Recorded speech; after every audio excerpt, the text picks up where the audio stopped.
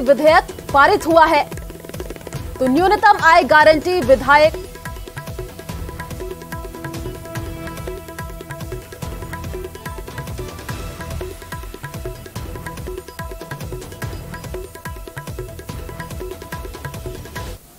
इसका मतलब कानून बनाने के बाद भी इस कानून की पालना में सरकार पूरी तरह फेल रही है। जिस तरह जितनी गारंटियां घोषणाएं की उनमें फेल रही, वैसे ही इस पेपर आउट के मामले में सख्त कानून बनाने का बहाना करके भी कानून बना भी, लेकिन उसको लागू करने में सरकार पूरी तरह फेल रही। क्या किया एसओजी ने? कहां गायब है जारोली? भूपेंद्र सारण आया, आगे बोला शेर सिंह मीणा, शेर सिंह मीणा आया तो बाबूलाल कटारा, बाबूलाल कटारे के बाद क्या हुआ? सुरेश डाका कहां है? किसने छुपा रखा है? किन किन के सोशल मीडिया अकाउंट चलाता था जयपुर और दिल्ली के नेताओं के? सब जानती है जनता। उसकी किराए की बिल्डिंग जिसमें उसका कोचिंग चलता था, किराए की बिल्डिंग को तोड़ के पीठ थपथपाने वाली सरकार, लाखों लोग, लाखों नौजवानों के परीक्षा शुल्क का क्या हुआ? आप ही के सत्ता पक्ष के साथी पूर्व मुख्यमंत्री ने एक पैदल यात्रा निकाली, आरपीएससी भंग की जाए, नौजवानों को जो एवरेज हो गए उनको उनका समाधान निकाला जाए। क्या हुआ उन बातों का? स्पेशल कोर्ट आप उसमें बिल में लेके आए थे, स्पेशल कोर्ट बन गए क्या? सरकार जब जवाब दे मंत्री जी तो बताएं। कोचिंग माफिया पे आपने क्या शिकंजा कसा? इतना कुछ हो जाने के बाद भी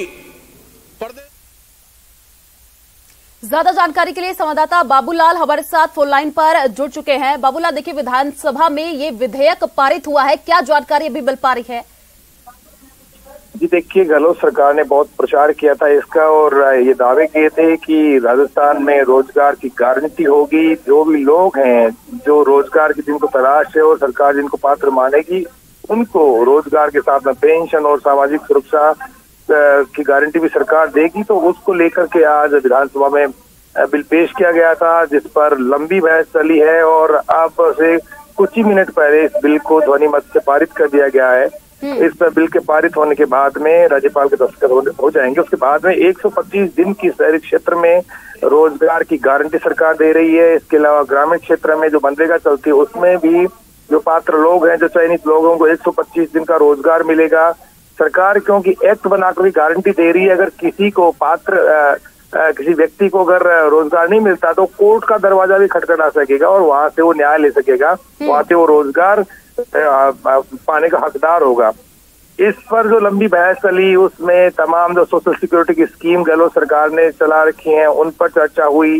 पेंशन की राशि जो बढ़ाई गई है सरकार की ओर से 1000 रुपए हर साल हर महीने जो करी गई है उसके ऊपर चर्चा की गई। इसके अलावा चिरंजीवी जो योजना है उसमें किस तरह से लाभ दिया जा रहा है इसके बारे में शांति धारीवाल ने बताया। तो विपक्ष ने इसमें जो कमियां और खामियां है, इस बिल की जो खामियां थी उनको गिनाने की पूरी कोशिश की और कहा कि ऐसा कुछ भी नहीं है, सरकार सिर्फ माहौल बना रही है, जनता को गुमराह कर रही है और रोजगार के नाम पर जनता को सिर्फ ऐसा झुंझुना पकड़ा दिया गया है कि उनको रोजगार नहीं मिलेगा। लेकिन शांति धारीवाल ने तमाम जो विपक्षी सवाल थे उनको सिरे से खारिज किया और जितनी भी स्कीम सरकार की 10 स्कीमें उनमें सरकार की ओर से गारंटी दिए जाने की बात कही और बिल ध्वनिमत से पारित हो गया है। और इसके बाद में अब ये पहली सरकार है देश की, अशोक गहलोत की सरकार, जिसने इस तरह का कदम उठाया है लोगों को रोजगार देने की दिशा में।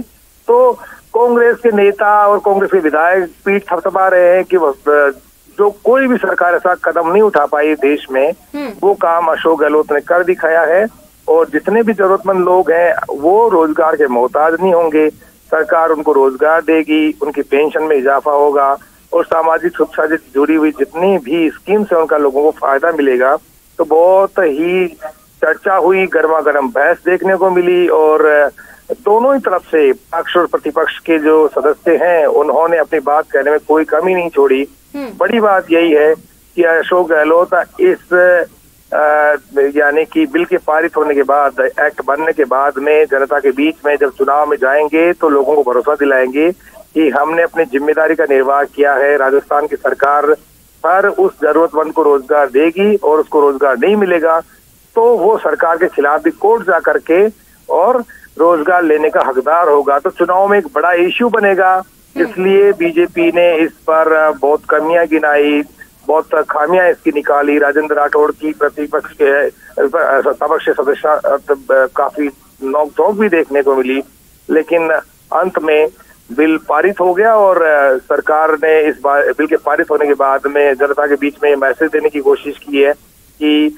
जो भी गरीब हैं, जिनको रोजगार की दरकार है, वो अब मोहताज नहीं रहेंगे, सरकार उनको रोजगार देगी। और ये चुनाव में एक बड़ा इश्यू बनाने की कोशिश होगी ताकि लोगों का, जरूरतमंदों का एक बड़ा वर्ग कांग्रेस को वोट करे। तो इसकी गूंज चुनाव में भी सुनाई पड़ेगी, इसलिए इस बिल को आखिरी दिनों में लाया गया और प्रचार कई दिनों से किया जा रहा था इसका। मुख्यमंत्री अशोक गहलोत हर कार्यक्रम में कहते थे कि सोशल सिक्योरिटी की स्कीम देने वाला, गारंटी देने वाला राजस्थान ही अकेला स्टेट बनेगा। तो वो आज काम हो गया है।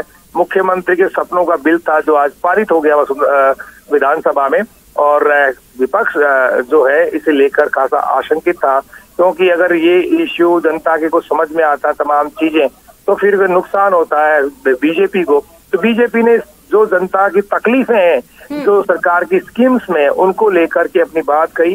राजेंद्र राठौड़ ने कहा कि जनता को कोई ज्यादा फायदा नहीं हुआ है, महंगाई राहत शिविरों में बुजुर्गों को भी धक्के खाने पड़े हैं, और अगर कोई वहां पर नहीं गया है तो उसको फायदा नहीं मिलेगा पेंशन का भी। तो जो सवाल थे उनका भी सरकार की ओर से जवाब दिया गया। बिल्कुल बाबूलाल, देखिए विपक्ष लगातार हमलावर होता हुआ नजर आ रहा था, लेकिन ध्वनिमति से ये विधेयक अब पारित हो चुका है। चलिए, शुक्रिया तमाम जानकारी साझा करने के लिए।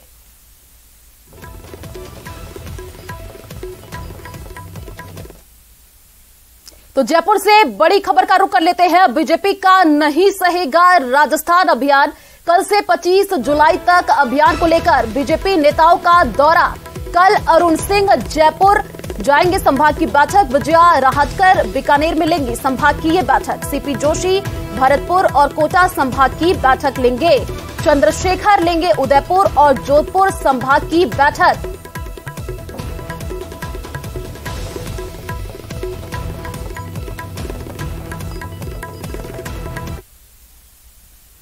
चलिए रुक